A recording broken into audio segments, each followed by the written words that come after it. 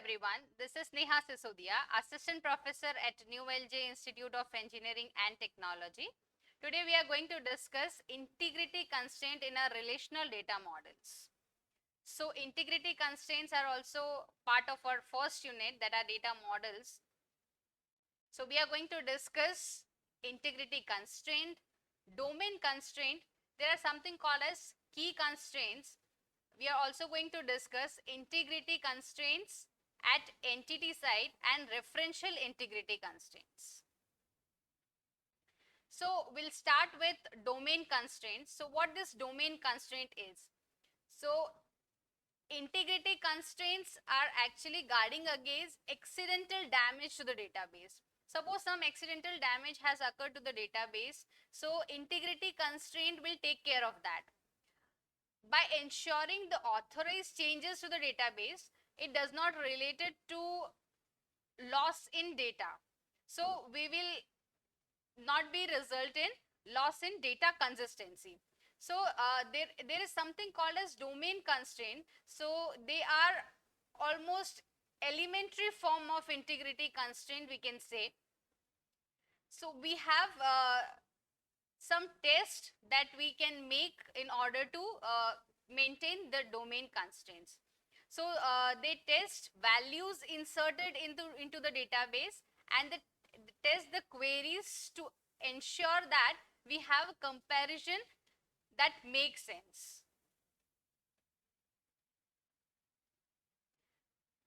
So suppose we want to have a new type of database that suppose we want to have a new type of data that does not exist, and the new domains we want to create, then it can be created. Suppose for example I have to create new currency like dollar and pounds. So I can create it, but I also have to check that the domain always have dollar and pounds in that particular column. So we cannot assign or compare the value of type dollars to any other type. Suppose I have entered a value in dollars and I'm comparing it with pounds, which is not feasible. So however, we can convert one type to another, but we always have to keep the multiple of this dollar and compound. The conversion rate always has to be taken care of. So how we also have some check clause in the SQL in order to permit the domains to be restricted. So we use check clause to ensure that suppose we want to keep early wages of some employee, not exactly the regular employee, a contractual employee which have early wages. So these early wages will have a specific value. Below that I cannot assign a value to them. So I can keep a check that it should be greater than a specified value. So domain has a constraint that ensures that the early wages is always greater than $4 or whatever be the unit of currency. So the clause constraint value test is actually optional, but it is always advisable. If certain kind of constraints in the database is required, it always has to be kept in the database. So there is something called as key constraints. So what this key constraint is? So key constraint actually specifies that in any of the relationship, all the values of the primary key must be unique. Primary key means the key value which is identifying a particular row in the database. So suppose this is EMP ID and this is EMP name. So suppose one employee is there whose name and address is stored. So for a particular employee, I can have multiple names which are similar. So suppose I have Alex. So this Alex can be name of two or more people, and the surname may also be same. But once you assign the employee ID, suppose 1 and 2, then I can always specify that I am talking about this Alex, not of this. So all the values of the primary key must be unique. So primary key will identify the entire row in the database whenever you call off. So the value of the primary key also must not be null. So I cannot write that Robin will have no employee ID. It is not possible. Otherwise, it will not be a part of this table employee. So key constraint says that all the values of the primary key must be unique. I cannot repeat the employee ID anywhere, and all the values of the primary key must be not null. So we have an integrity constraint that is related to entity. So entity integrity constraint, it actually specifies that no attribute of the primary key must contain a null value in a relationship. So definitely if I want to identify some entity from primary key, I cannot use it null, because if I can use it null, many of the entities can have a value null and will not be able to specify of which particular entity instance we are talking of. So this is because the presence of null value in the primary key violates the uniqueness property, as we have seen. We can have multiple values as null in the database, which violates the key constraint, which says that all the values should be unique. Now we have something called as referential integrity. So actually that ensures a value that appears in one relation for a given set of attributes also appears for a certain set of attributes in another relation. Suppose I have two different relationships, that is branch and account. So one relation is account and second relation is branch, and suppose I have given a name as Ahmedabad in this branch relation. So if it do exist,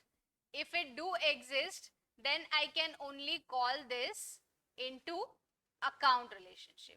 If it does not exist, if something called as Ahmedabad does not exist in the branch relationship, I cannot use it into account relationship.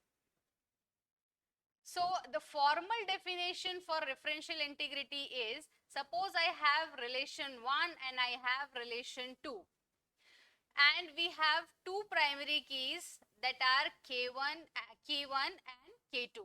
So K1 is for relationship 1 and K2 is for relationship 2, and we have a subset alpha of R2. Suppose I have one key from this R2 which is called as foreign key and is referencing K1 in this relationship.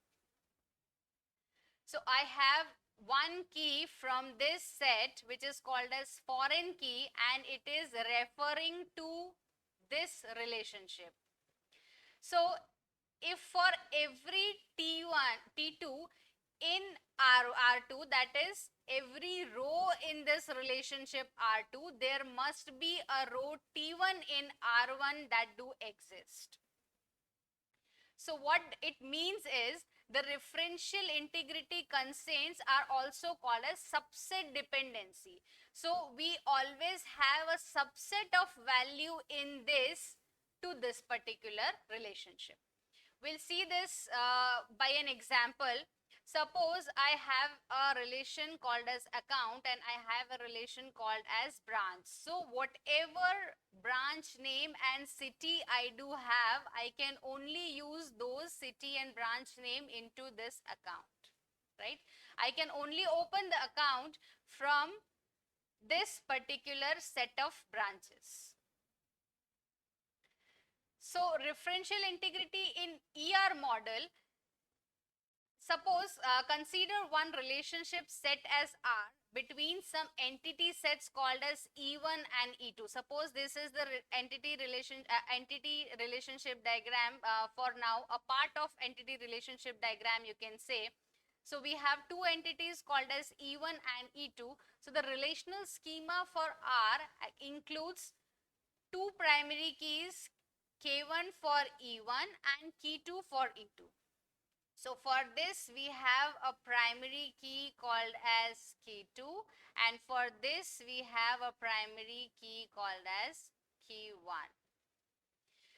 So then we have K1 and K2 form foreign keys onto the relationship schema, that is E1 and E2 respectively. So what we have to do is, suppose I have to take this relationship referring into this relationship, then I have to keep the primary key from this relationship into this relationship. So always this K1 is going to tell me about everything which instance we have taken here about this entity instance.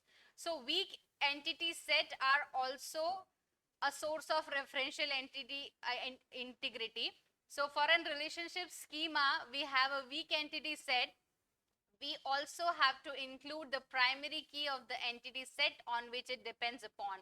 As we have seen in the weak entity set, we need to take a primary key from the a strong entity set, and we have to keep a discriminator from this entity set if it is a weak entity set. Then I have to take the information from this E1 entity set to E2 entity set in order to identify any tuple into E2.